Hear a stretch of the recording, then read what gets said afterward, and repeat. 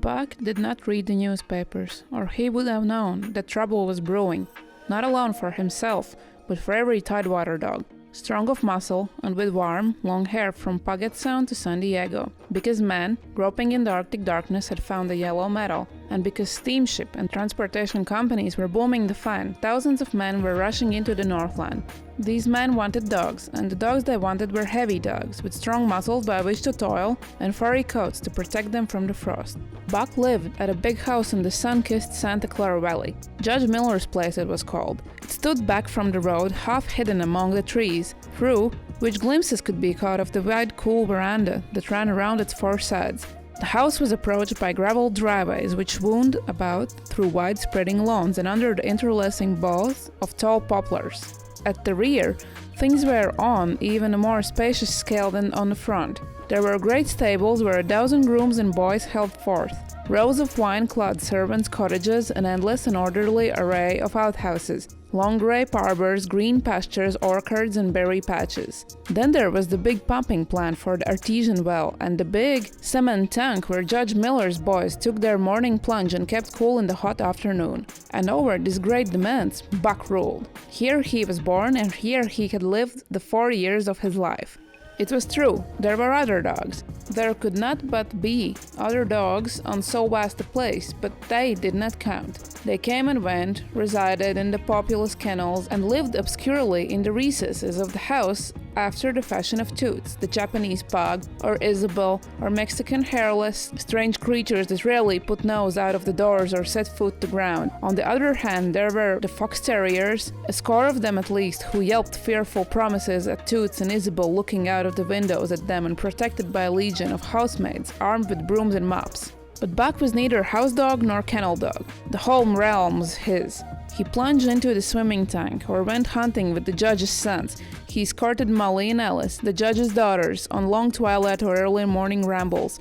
On wintry nights he lay at the judge's feet before the roaring library fire. He carried the judge's grandsons on his back or rolled them in the grass and guarded their footsteps through wild adventures down the fountain in the stable yard, and even beyond, where the paddocks were and the berry patches. Among the terriers he stalked imperiously, and Toots and Isabel he utterly ignored, for he was king over all the creeping, crawling, flying things of Judge Miller's place, humans included. His father, Elmo, a huge Saint Bernard, had been the judge's inseparable companion, and Buck bid fair to follow in the way of his father. He was not so large. He weighed only 140 pounds. For his mother, Shep had been a Scotch shepherd dog. Nevertheless, 140 pounds, to which was added the dignity that comes of good living and universal respect, enabled him to carry himself in the right royal fashion. During the 4 years since his puppyhood, he had lived the life of a sated aristocrat. He had a fine pride in himself, was even a trifle egotistical, as country gentlemen sometimes become because of their insular situation. But he had saved himself by not becoming a more pampered house dog. Hunting and kindred outdoors delights had kept down the fat and hard-ended his muscles, and to him, as to the cold, tubbing races, the love of water had been a tonic and a health preserver. And this was the manner of dog. Buck was in the fall of 1897 when the Klondike strike dragged men from all over the world into the frozen north. But Buck did not read the newspapers, and he did not know that Manuel, one of the gardener's helpers, was an undesirable acquaintance. Manuel had one besetting sin: he loved to play Chinese lottery. Also in his gambling he had one besetting weakness: faith in a system, and this made his damnation certain, for to play a system requires money, while the wages of a gardener's helper do not lap over the needs of a wife and numerous progeny. The judge was at a meeting of the Raisin Growers Association, and the boys were busy organizing an athletic club on the memorable night of Manuel's treachery. No one saw him and Buck go off through the orchard, and what Buck imagined was merely a stroll. And with the exception of a solitary man, no one saw them arrive at the little flag station known as College Park. This man talked with Manuel, and money chinked between them. "You might wrap up the goods before you deliver 'em," the stranger said gruffly, and Manuel doubled a piece of stout rope around Buck's neck under the collar. "Twist it, and you'll choke 'em in plenty," said Manuel, and the stranger grunted a ready affirmative. Buck had accepted the rope with quiet dignity. To be sure, It was an unwanted performance, but he had learned to trust in men he knew, and to give them credit for wisdom that outreached his own. But when the ends of the rope were placed in the stranger's hands, he growled menacingly. He had merely intimated his displeasure in his pride, believing that to intimate was to command. But to his surprise, the rope tightened around his neck, shutting off his breath. In quick rage, he sprang at the man who met him halfway, grappled him close by the throat, and with a deft twist threw him over on his back. Then the rope tightened mercilessly, while Buck struggled in a fury, his tongue lolling out of his mouth and his great chest panting futilely. Never in all his life he had been so vilely treated, and never in all his life he had been so angry. But his strength ebbed, his eyes glazed, and he knew nothing when the train was flagged and the two men threw him into the baggage car. The next he knew, he was dimly aware that his tongue was hurting, that he was being jolted along in some kind of conveyance. The hoarse shriek of a locomotive whistling a crossing told him where he was. He had troubled too often with the judge not to know the sensation of riding in the baggage car. He opened his eyes, and into them came the unbridled anger of a kidnapped king. The man sprang for his throat, but Buck was too quick for him. His jaws closed on the hand, nor did they relax till his senses were choked out of him once more. "Yep, has fits," the man said, hiding his mangled hand from the baggage man, who had been attracted by the sound of a struggle. "I'm taking him up for the boss to Frisco. A crack dog doctor there thinks that he can cure him." Concerning the night's ride, the man spoke most eloquently for himself in a little shed back of a saloon at the San Francisco waterfront.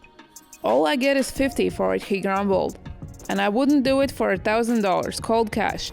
His hand was wrapped in a bloody handkerchief, and the right trouser leg was ripped from knee to ankle. "How much did other muck get?" the saloon keeper demanded. "100 was the reply. "Wouldn't take a sou less, so help me." "That makes $150, the saloon keeper calculated. "And he's worth it, or I'm a squarehead." The kidnapper undid the bloody wrappings and looked at his lacerated hand. "If I don't get the hydrophoby, it will be 'cause you were born to hang," laughed the saloon keeper. "Here, lend me a hand before you pull the fright," he added. Dazed, suffering intolerable pain from throat and tongue, with the life half throttled out of him, Buck attempted to face his tormentors. But he was thrown down and choked repeatedly till they succeeded in filing the heavy brass collar from off his neck. Then the rope was removed, and he was flung into a cage-like crate. There he lay for the remainder of the weary night, nursing his wrath and wounded pride. He could not understand what it all meant. What did they want with him, these strange men? Why were they keeping him pent up in this narrow crate? He did not know why, but he felt oppressed by the vague sense of impending calamity. Several times during the night he sprang to his feet when the shed door rattled open, expecting to see Judge, or the boys at least, but each time it was the bulging face of the saloon keeper that peered in at him by the sickly light of a tallow candle, and each time the joyful bark that trembled in Buck's throat was twisted in the savage growl. But the saloon keeper left him alone, and in the morning 4 men entered and picked up the crate. More tormentors, Buck decided, for they were evil-looking creatures, raged and unkempt, and he stormed and raged at them through the bars. They only laughed and poked sticks at him, which he promptly assailed with his teeth till he realized that was what they wanted. Whereupon he lay down sullenly and allowed the crate to be lifted into a wagon. Then he, and the crate in which he was imprisoned, began a passage through many hands. Clerks in the express office took charge of him. He was carted about in another wagon. A truck carried him with an assortment of boxes and parcels upon a ferry steamer. He was trucked off into the steamer into a great railway depot, and finally he was deposited in an express car. And for 2 days and nights Buck neither ate nor drank. In his anger he had met his first advances of the express messengers with growls, and they had retaliated him by teasing him. When he flung himself against the bars, quivering and frothing, they laughed at him and taunted him. They growled and barked like detestable dogs, mewed and flapped their arms and crowed. And it was all very silly, he knew. But therefore the more outrage to his dignity, and his anger waxed and waxed.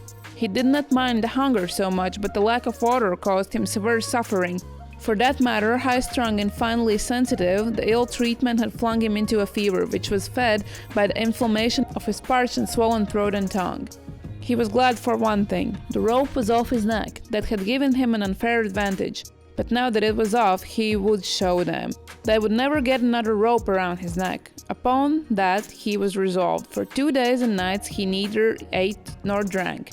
And during those days and nights of torment he accumulated a fund of wrath that boded ill for whoever first fell foul of him. His eyes turned bloodshot, and he was metamorphosed into a raging fiend. So changed was he that the judge himself would not have recognized him, and the express messengers breathed him with relief when they bundled him off the train at Seattle. 4 men gingerly carried the crate from the wagon into a small hide-walled backyard. A stout man with a red sweater that sagged generously at the neck came out and signed the book for the driver. That was the man, Buck divined, the next tormentor, and he hurled himself savagely against the bars. The man smiled grimly and bought a hatchet and a club. "You ain't going to take him out now?" the driver asked. "Sure," the man replied, driving the hatchet into the crate for a pry. There was an instantaneous scattering of the 4 men who had carried him in, and from safe perches on top of the wall they prepared to watch the performance. Buck rushed at the splintering wood, sinking his teeth into it, surging and wrestling with it. Wherever the hatchet fell on the outside, he was there on the inside, snarling and growling, and furiously anxious to get out, as the man in the red sweater was calmly intent on getting him out. "Now you red-eyed devil," he said when he had made an opening sufficient for the passage of Buck's body. At the same time he dropped the hatchet and shifted the club into his right hand, and Buck was truly a red-eyed devil, and as he drew himself together for the spring, hair bristling, mouth foaming, and mad glitter in his bloodshot eyes, straight at the man he launched his 140 pounds of fury, surcharged with the pent fashion of 2 days and nights. In mid-air, just as his jaws were about to close on the man, he received a shock that checked his body and brought his teeth together with an agonizing clip. He rolled over, fetching the ground on his back, and sighed. He had never been struck by a club in his life and did not understand. With a snarl that was part bark and more scream, he was going again on his feet and launched into the air. And again the shock came and he was brought crushingly to the ground. This time he was aware that it was the club, but this madness knew no caution.